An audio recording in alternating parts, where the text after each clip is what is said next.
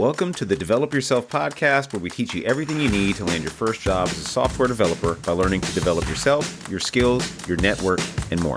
I'm Brian, your host.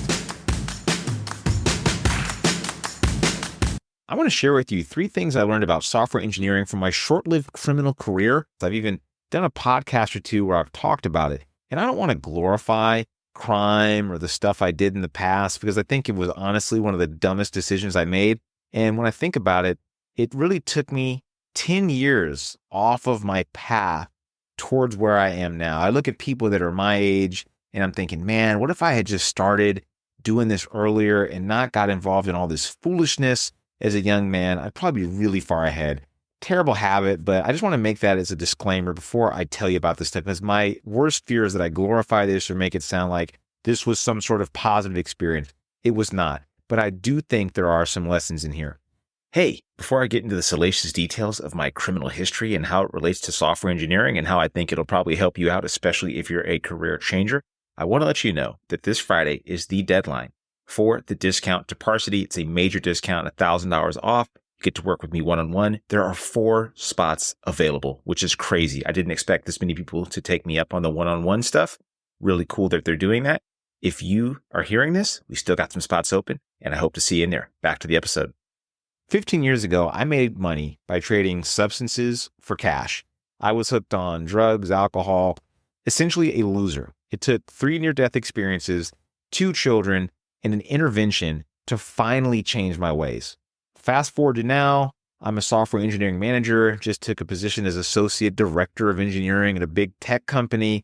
I put on a collared shirt this morning, led a team of developers in a discussion about moving our websites into an AWS architecture.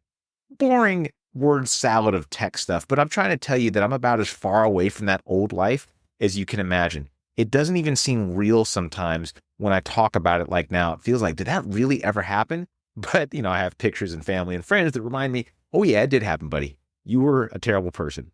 The transition from that criminal addict to a nerdy software engineer that talks on podcasts, it was tough. And there's a lot of lessons from my former life that have helped me navigate a career in tech, which might be applicable to you if you are switching careers. I don't care if you are a nerd and you're switching careers from being a security guard or a data analyst into software, or if you literally came out of prison.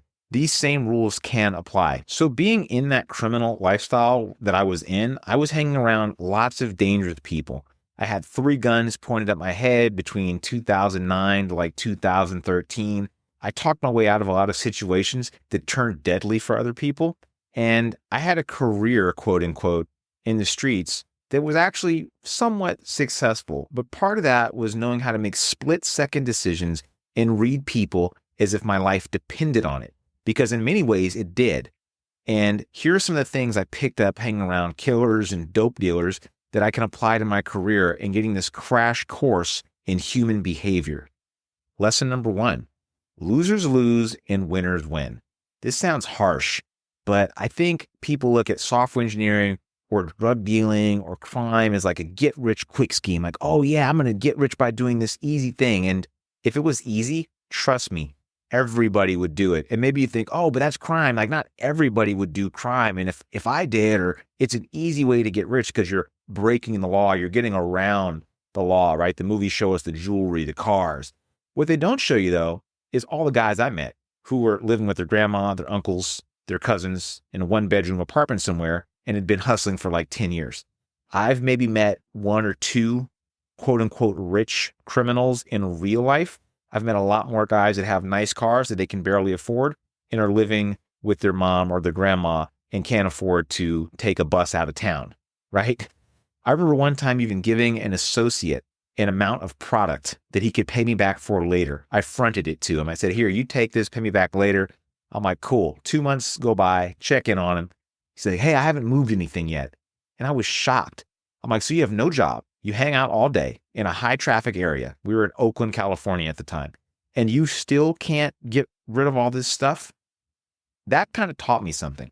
Sellers sell, buyers buy, losers lose, and winners win. There's no such thing as a get-rich-quick scheme. Doesn't matter if you're moving illegal drugs or writing code. In every game you play, there's going to be clear winners and losers. There are lawyers that barely get by, and there are lawyers that are driving around Ferraris. There are developers that are barely getting by, and developers driving around, not in Ferraris because developers are boring, Priuses and Teslas or whatever the cool thing is. They're wearing Allbirds and I don't know, they're going to Coachella or something like that.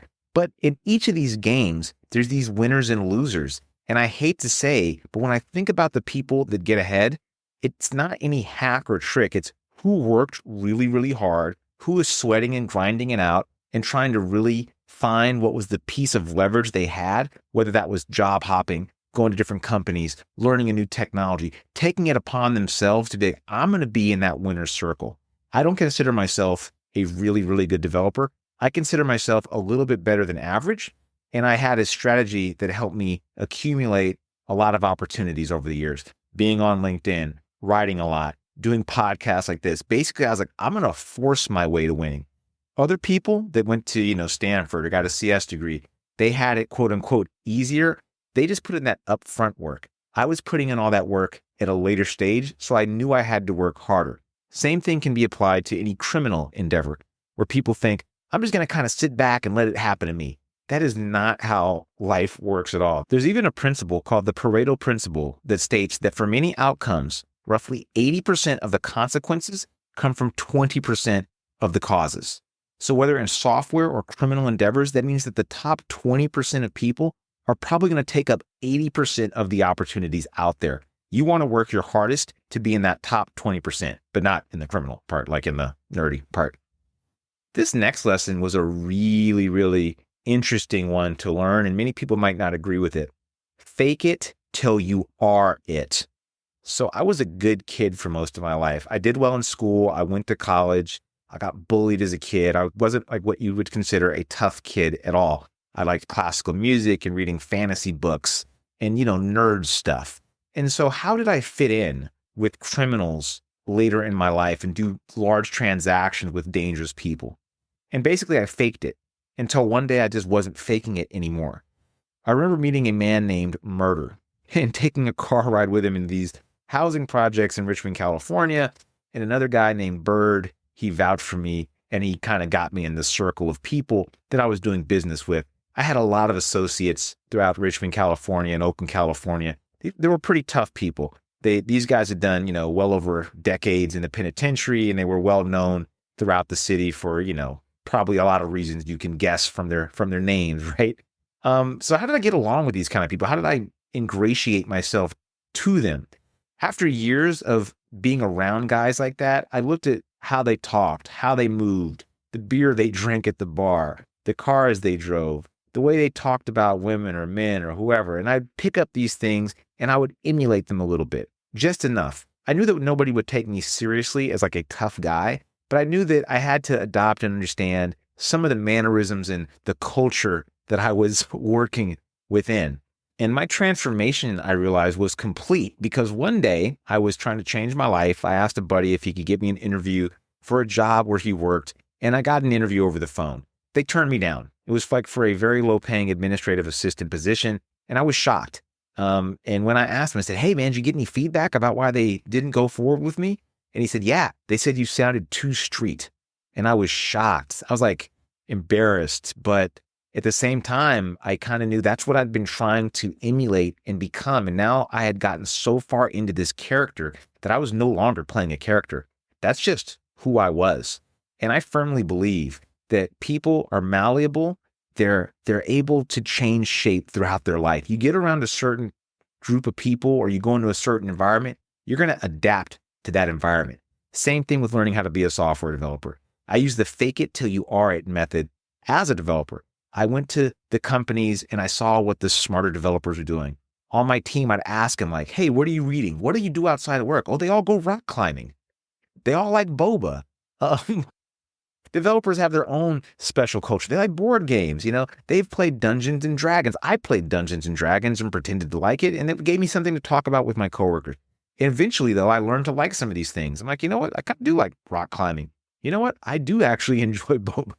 Oh, someone made a joke about a famous algorithm. I'm going to go look up what that algorithm does so I can take part in the joke. I remember at one company, a developer kept using the word orthogonal. And I thought, what the hell does that mean? I looked it up. I began using the word put it into my vocabulary. And now look at me. I'm an influencer on LinkedIn making jokes about TypeScript and JavaScript, and I'm not faking it anymore. That's just who I am, for better or for worse. Remember, your personality can change. You're not like inherently born with some characteristics that you just can't change about yourself, like your sense of humor, the way you talk, your vocabulary, your speech mannerisms.